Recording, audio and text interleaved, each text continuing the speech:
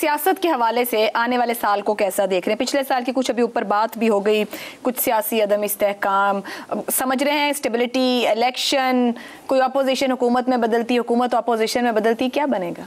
देखिए, अगर ये जुमला सख्त ना हो तो मेरा ख्याल है कि वो जो कहते हैं ना, कुत्ते की दुम टेढ़ी रहती है, वो चाहे कुछ भी कर लें वो सीधी नहीं हो सकती। पाकिस्तान की सियासत जिस जगह पे चली गई है और जिस तरह रज़िया गुंडों में फंस जाती है, उस तरह सियासत जो है ताकतवर लोगों में फंस चुकी है। इसका बराह रास्त किसी गरीब से तो कोई ताल्लुक है नहीं, ये ताकतवरों के एलीट क्लास की जंग है और ये कब बदलनी नहीं है। ये by design, by default Pakistan की सियासत को इस तरह बनाया गया है कि जो ताकतवर ग्रोह हैं, कभी एक जीत जाए, कभी दो जीत जाए, कभी दूसरा जीत जाए, कभी एक के पीछे इदारे खड़े हो जाए, कभी दूसरे के पीछे इदारे खड़े हो जाए। लेकिन ये जो घंटा घर है ये इसी तरह ही चलता रहता है।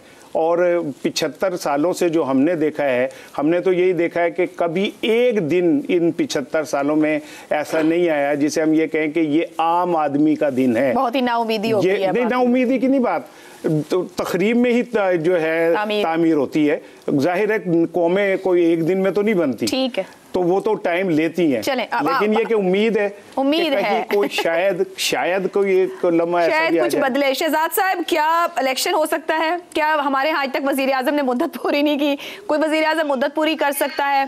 क्या कुछ और सियासी तौर पर हो सकता है जो कि पहले ना हुआ हो? अच्छा, पहली बात तो यह है कि वज़ीर आज़म की मुद्दत पूरी ना करने का ताल्लुक जो है उसको, ये जो बरतानिया के वज़राए आज़म हैं ये भी मुद्दत पूरी नहीं करते, जो मदर ऑफ ऑल पार्लियामेंट्स है। तो पता नहीं हम क्यों इसके इतने, जिसे कहते हैं ना, फिटिश लेके बैठे हुए हैं। PMLN के 5 साल पूरे हुए और अगर PTI थोड़ी सी हिम्मत करती तो इसके भी 5 साल पूरे हो जाते।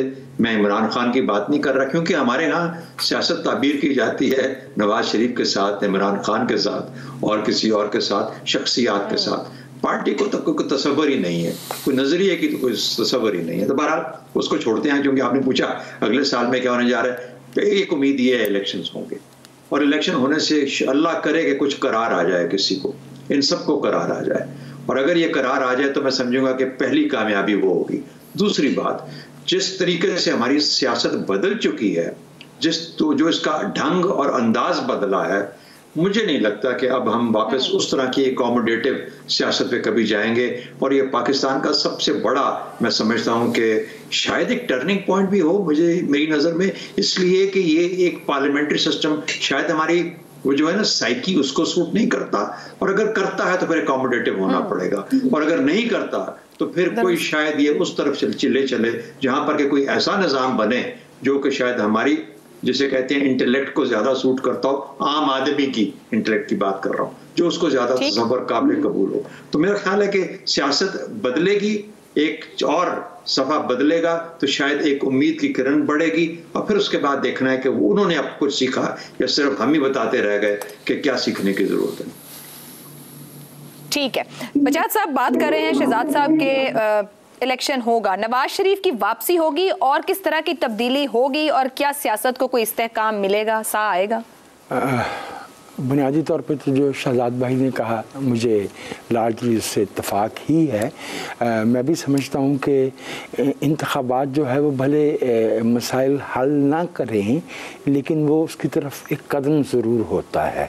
तो और मैं इस बात से भी बहुत ही मुझे खुशी हुई कि शहजाद भाई भी मेरी ही तरह सोच रहे कि क्या हमें प्रॉब्लम है कि फ़लाँ मियाद पूरी नहीं हुई। पार्लियामानी निज़ाम में मियाद जो है पार्लियामेंट की होती है, वज़ीर आज़म की तो होती नहीं है। हमने पता है किस बात पर शिकर मचाया हुआ है। एक बात जो है, जो मैं मायूसी से उम्मीद निकालना चाह रहा हूँ, मैंने बहुत अरसा पहले ये सोचा था कि पाकिस्तान के हालात ठीक होंगे जिस दिन हमारी इकानमी हमें मजबूर करेगी कि हम जो है ना वो इंसान बने, हम नॉर्मल बने बतौर एक कौम के।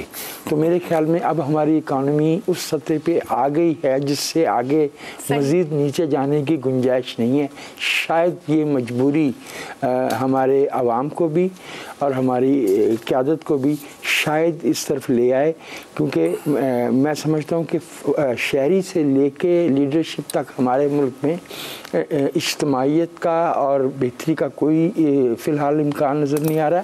हमने अपनी आँखों के सामने 15-20 बरस के अंदर कौमों को तरक्की करते और एक नए इकनॉमिक कैटेगरी में जाते देख लिया। तो 15-20 बरस का सफ़र है, हम तो नहीं होंगे शायद उस वक्त, लेकिन अगर आज से शुरू कर लें तो इतना मुश्किल काम है नहीं। अगर शायद आज से शुरू कर लें, ये शायद भी ना हमारे साथ ही है। हसन निसार साहब, सियासत के हवाले से अगला साल क्या नवाज शरीफ की वापसी, क्या मार्च अप्रैल में इलेक्शन, क्या सियासी इस्तेहकाम, क्या कुछ होता देख रहे हैं?